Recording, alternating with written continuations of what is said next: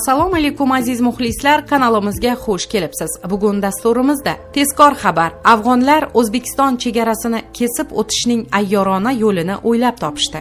Qashqadaryolik ayol tungi klublarda o'ynashga rozilik bermagach, eri uning sochini qirib tashlagani haqida video murojaat qildi. Shavkat Mirziyoyev Asakadagi avtomobil zavodi hech qachon O'zbekiston xalqiga foyda keltirmaganini aytdi. Tolibon Afg'onistonni qayta tiklashda yordam so'radi. Endi esa batafsil. Qashqadaryo viloyatining Qarshi shahrida yashovchi Marjona Rozmonova eri tomonidan tahqirlanganini, tungi klublarda o'ynashga rozilik bermagach, eri uning sochini qirib tashlaganini aytib video murojaat yo'lladi. Birozdan so'ng esa xato qilganini aytib, xalqdan uzr so'radi. Daryo muxbiri voqealar tafsilotini o'rganishga harakat qildi. 2019-yil 17-aprel kuni Rustam Usmonov ismli fuqaroga turmushga chiqqandim. Erim turmushimiz davomida menga ko'p zulm o'tkazgan, ammo hech qayerga murojaat qilmaganman. Oqibatda mana shunday ahvolda qoldim. U meni tahqirlab ustimdan kuldi. Homiladorman. Qolaversa, qo'limda 1,5 yoshli qizim bor. Hozirda momomning uyida yashayapman. Erim sochimni olib meni tahqirlashiga sabab u meni tungi klublarda o'ynatib pul qilishimni istadi. Ammo men erimga qizimiz katta bo'lyapti. Tungi klublarda o'ynab yurishga uyalayapman.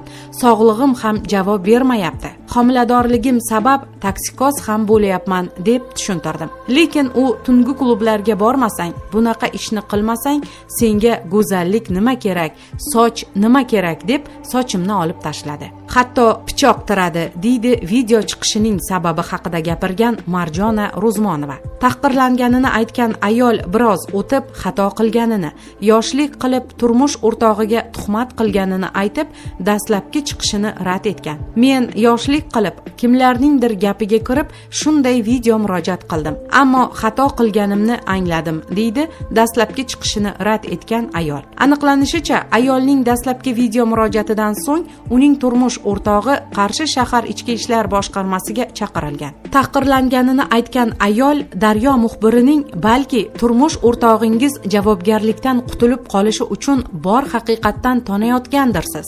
Aslida tahqirlanganingiz rostdir deya bergan savoliga, aslida erim meni avvalgi yengil-yelpi hayotimdan qaytarishga uringani uchun shunday qildi. Men esa unga shu yo'l bilan ko'rsatib qo'yishni istadim va xato qilganimni bildim, deya javob berdi. Marjona Rozmonovaning turmush o'rtog'iga ko'ra, xotini turmushidan avval tungi klublarda ishlagan. Ularning tanishishi ham tungi klublarda bo'lgan. Xotini menga turmushga chiqishdan avval tungi klublarda o'yinchilik qilgan. Bizning tanishishimiz ham tungi klublarda bo'lgan. To'ydan keyin ham u o'sha hayotini qumsadi. Tungi klublarda o'yin kulgu qilib yurishni istadi. Men buni rad etdim.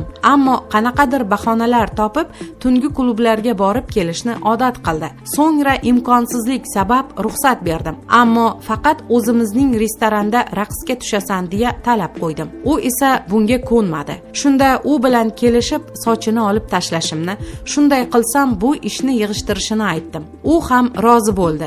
Ammo keyin kimlarningdir gapi bilan bu gapidan qaytdi va menga tuhmat qilib video chiqish qildi, deydi jabrlanganini aytgan ayolning turmush o'rtog'i. Ma'lum bo'lishicha, erining taqiqloviga qarshilik bildirgan ayol hafta 10 kunlab uyidan qochib ketadigan odat chiqargan. Oxirgi marotaba bir hafta yo'qolib ketdi. Qizim ham mening qo'limda qoldi.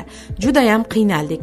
Shu sabab bu yo'lni ma'qul ko'rib, uni yengil-yelpi hayotdan qaytarishga urindim. Sochi yo'q bo'lsa, ko'chaga chiqa olmaydi. Uyda o'tirishga majbur bo'ladi deb o'yladim. To'g'ri, xato qildim bunday qilib, ammo u yonimda qolishi uchun shunday qildim, deydi qilmishiga izoh bergan erkak. Daryo muxbiri bilan suhbatlashgan xotinning ma'lum qilishicha, ular bugungi kunda birga yashamoqda. Har ikkisi ham xatosini anglab yetgan va birga yashashga qaror qilgan. Afg'oniston fuqarolari O'zbekiston hududidan 3-davlatga uchish uchun avia chipta sotib olib, undan chegarani kesib o'tishda foydalanmoqda, deya xabar beradi Sputnik. Ma'lum qilinishicha, ushbu chiptalardan afg'onlarning barchasi ham foydalanmayapti. Nashr manbasining so'zlariga ko'ra, xarid qilingan chiptalarning aksariyati aviakassiyaga qaytarilmoqda va chegarani kesib o'tgan afg'onlar O'zbekiston hududida, asosan Termizda qolmoqda. chegarani kesib o'tishning bu kabi ayyorona mexanizmi ko'paydi. Prognozlarga ko'ra, yangi qochoqlar oqimi ortadi. Chunki Tolibonning va'dasiga qaramay, ularning siyosati va ideologiyasi barchaga ham ma'qul emas, deyiladi xabarda.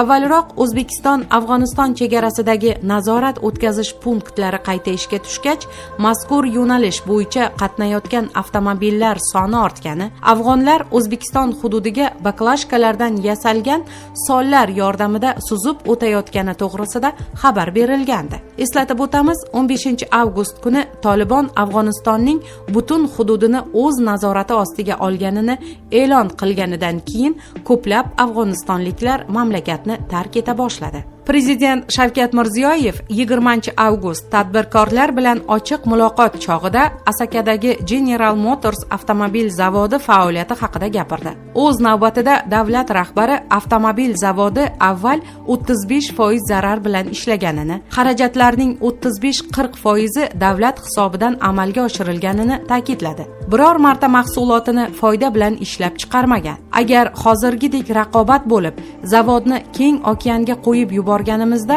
mashina soni ko'payar, ham arzon, ham raqobat bardosh bo'lardi, dedi u. Shavkat Mirziyoyev bu zavod uchun barcha imkoniyatlar, jumladan soliq imtiyozlari yaratilganiga qaramay, u hech qachon O'zbekiston xalqiga foyda keltirmaganini afsus bilan tan oldi. Eksportga yuborgan mashinamizni ichki bozorga nisbatan 30-40% arzonroq qilib sotar edik. Chegaradan o'tkazib qo'yar edikda, eksport qilyapmiz deb g'uddayar edik. U eksport emas, balo edi, dedi Shavkat Mirziyoyev. Prezidentning ta'kidlashicha, endi raqobat muhitini shakllantirish natijasida zavod o'z faoliyatini tubdan qayta ko'rib chiqishi kerak bo'ladi. Andijon mashina zavodi 3-4 yildan keyin bizga kerak ham emas. Nimaga desangiz, mana Toshkent viloyatida, Namanganda ochilyapti. Jizzaxda hech kim tasavvur qilmagan 2-3 ta zavod ochyapmiz. Shuning uchun biz Andijon zavodini ko'rsatganimizda ham faqat rasmini ko'rsatar edik. Binosi chiroyli edi,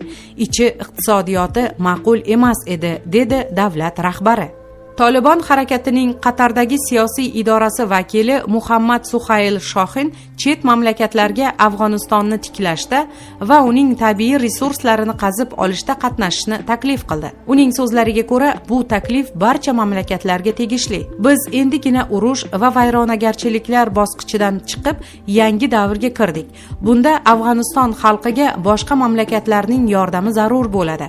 Ular bizga sog'liqni saqlash, infratuzilma, ta'lim va boshqa sektorlarda yordam berishi kerak. Ular kelib bizning tabiiy resurslarimizni qazib olishi mumkin, dedi Muhammad Suhayl Shohin. Uning ta'kidlashicha, harakatning taklifi barcha mamlakatlarga qaratilgan bo'lib, Tolibon Afg'oniston tarixidagi shunday qiyin bir paytda har qanday davlatning yordamini qadrlaydi. Avvalroq Tolibon BMTdan mamlakatda qolishni va insonparvarlik faoliyatini davom ettirishni so'ragan edi. BMTning Afg'onistondagi gumanitar masalalar bo'yicha koordinatori Ramiz Alakbarovning ta'kidlashicha, tashkilot Tolibon bilan aniq kelishuvlarga ega emas. Bu orada Tolibon ba'zi afg'onistonlik amaldorlarni hibsga oldi. Mamlakat sobiq hukumatining ba'zi vakillari oila a'zolari xabar qilishicha, qarindoshlari